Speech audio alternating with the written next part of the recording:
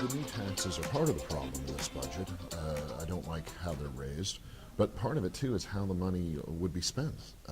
Some of the budgeting priorities here I'm not crazy about. There are a lot of special interest groups, rent seekers, if you want to call them that, who are here to get their contracts funded, to get their pet projects funded, and there was a little too much of that going on. So again, I was a no, but we worked hard to amend this budget, and we got one or two or three decent amendments into it. Most of them, of course, we got voted down. The majority voted them down. But I started with a total of 7 budget amendments here. I got one accepted. I got one other that will be, it wasn't accepted, but it will be added through other means, probably in reconciliation or capital budget. So we got a few things done we wanted to do, but most of them got rejected by the other side, by the Democrat majority in the House. So, but that's not a bad batting average. I got a lot of congratulations from my colleagues that we got a couple of them approved. They've been here for years where minority gets nothing approved. Right. So we're making some headway, and really the budget, in the budget process, the amendments are particularly key. Amendments are always key in legislation, but especially on the budget, because it's a way that you can sometimes, if you're smart about it, you can push a little policy. Although your budget your amendment and a budget amendment has got to be tied to some budgetary issue, if you're smart, you can kind of get a little policy in there while you're amending something in the budget. And that's really what I focused on this year, was finding ways where I could kind of kill 2 birds with 1 stone. Adjust. I wasn't even cutting a lot of budget, but I was adjusting how money was going to be spent, which is legitimate to be covered in a budget amendment, but also pushing a little policy kind of tied in there at the same time. So that's what I was trying to do. It looks like you threw 7 amendments last A total of 7, right? I'm going to borrow you my mic so make sure everybody can hear you. And I want to ask you, or have you tell us about 2 of these amendments that really affect the 19th. And you threw Bunk 109, which was increase the general state fund for the fiscal year 2018 by $210,000 for the 911 communications Right, for in Longview. enhanced 911 for Longview. We know that they've had some issues, and they're getting some state money already, but this was going to add a little bit more, about 70 grand more onto what they were getting. So it wasn't a huge amount of money, but it's needed. It is. And it would have helped them kind of get their house reorganized and up and running a little better. It was voted down. We weren't able to hang that one on. It's kind of disappointing. Very disappointing. I know the communications director down there in Cowles County, and they need to get out of the basement there at the Hall of Justice. So. Well, we're not, like on so many of these issues, it's not done yet. There'll be another budget, there'll be another day, and we're looking for incremental better policies. So we'll come back to this issue. Now, another amendment that you threw last night that was really a kind of a hot topic in the 19th district is low barrier versus clean and sober living. Right. So you threw another amendment last night, and it was Bunk 111, and that would have given priority to sober living. Sober living. When the Department of Commerce, State Department of Commerce, is the entity here in Washington that channels a lot of the money for homeless shelters down to the local level.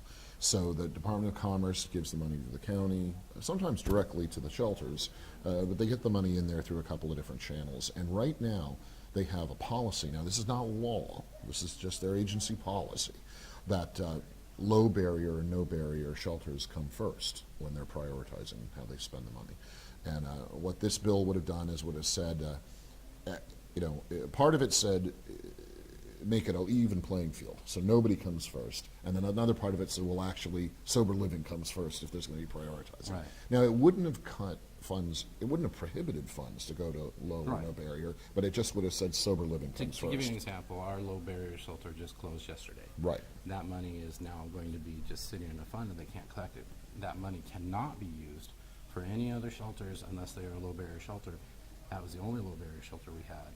We do have a clean and living shelter in our district, but they're usually pretty much full all the time. Oh, come on, yeah. Come on in.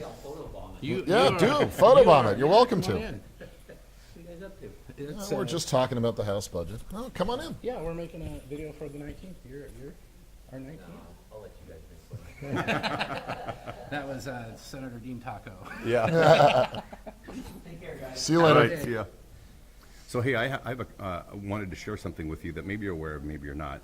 I just found this out recently when we were looking through budget numbers, both for the clean and sober and low barrier in our community. And as Chris just mentioned, our low barrier just closed. But what was of interest to me is that what the priorities are for the citizens in the area, and nothing speaks louder than money. So when you follow the money and see what people are actually contributing to, last year, $505,000 were donated by churches and private citizens to fund Community House on Broadway, which is the clean and sober, and Love Overwhelming, which is the low barrier. But the interesting thing is less than 16,000 went to the low barrier. So almost 500 grand was collected by the other. So the constituents have said very loudly and clearly, in my opinion, that they care about homeless people and they want to help homeless people.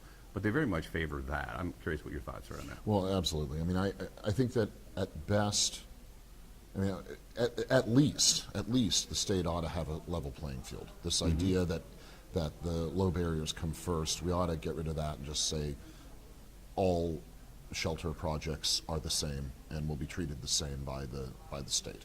That's the least.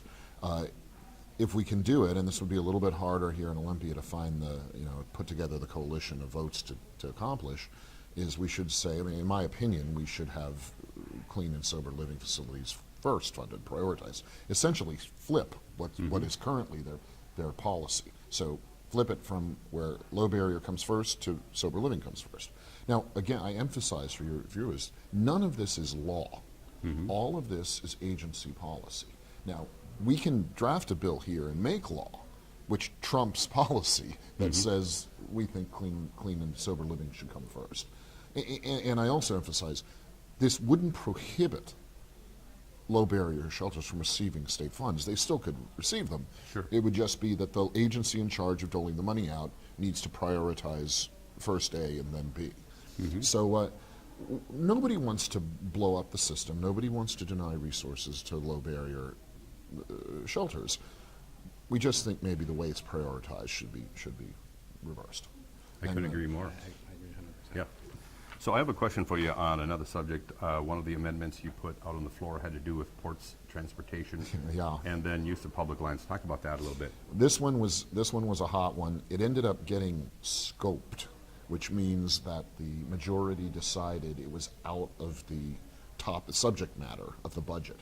Now, in my opinion, it was not, but it is up to the discretion of the Speaker of the House, basically, to decide whether something is relevant or not. So what they'll do a lot of times is, on a hot button issue that they're worried that they can't keep their troops all lined up on, they'll get rid of it by scoping it, by declaring that it's outside the scope of the discussion. Don't touch it. And so you won't get a vote on it. And that's what happened to this one.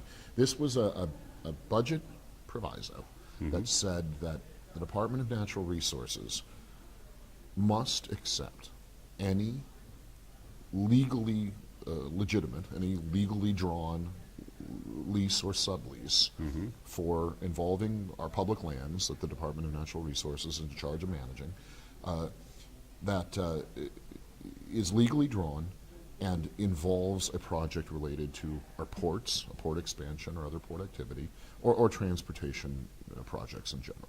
So what we've got, one of the problems we've got currently is the Department of Natural Resources uses a lot of subjective decision-making to reject leases of public land to private projects or use of public land even for some public projects. They have a lot of subjective judgment that goes into what they'll agree to do and what they won't agree to do. And there needs to be a role for them to use some subjective judgment, but in my opinion, it's gone too far. And what we need to do with the Department of Natural Resources is put some, what they call side rails on the amount of discretion that they have. And we need to tell them, look, if a project has been properly permitted and is legally legitimate and clean and not violating any other piece of the law or anything, and they have a deal in front of the DNR to rent some of DNR land or to otherwise involve public property, and all of DNR land is public property, state property, then the agency really needs to agree to it. They can't exercise so much discretion that they can say no to everything, which is basically what they like to do. And we've got to get them out of the business of saying no to everything. One of the things that I'm aware of in our nation's capital is how many amendments like this and other things are proposed and put out, and what a low percentage of them actually get through. And I'm curious what your experience has been on that end here so far. Well, I did. I ran 7 last night and this morning, and we got, like I say, we got 1 properly passed into the budget, which was good, and we got 1. We found another way to get the second one done. So I was basically 2 for 7, which, I don't know. That won't get you in the major leagues, but at least you're making some contact. Well, when I mentioned that on a national level, I was actually looking at how much effort, like our House of Representatives or senators, and how many different things they propose, and then based on what they actually get turned into legislation. And I'd have to say your average is higher. It's a little higher than it's been. I was getting lots of congratulations on the couple of things I got done from some of the other members, and especially freshmen, because freshmen usually don't get these things done. So, Well done. It's a learning process, and we'll get better and better at this as we go along. It's it's what I call working the levers of government. You want to work the levers to the favor of our people, of our neighbors, and the people in our area, and that's what I'm here to do. So for people in the 19th District who have great questions or whatever that they want to propose to you, or what's the way you prefer them to get in contact? Oh, well, the best way is email. I mean, email's easy, and my email is just my name, jim.walsh and then the website main information is the same for every legislator, and that's at ledge, L-E-G, dot wa, W-A, dot gov, G-O-V. So it's jim.walsh at ledgewa.gov. Very good. All right. Well, thanks for your time. Yeah, it's great to talk to you guys. Yeah. Well, looking forward to seeing more of you. We'll be back We'll again. do this every now and then.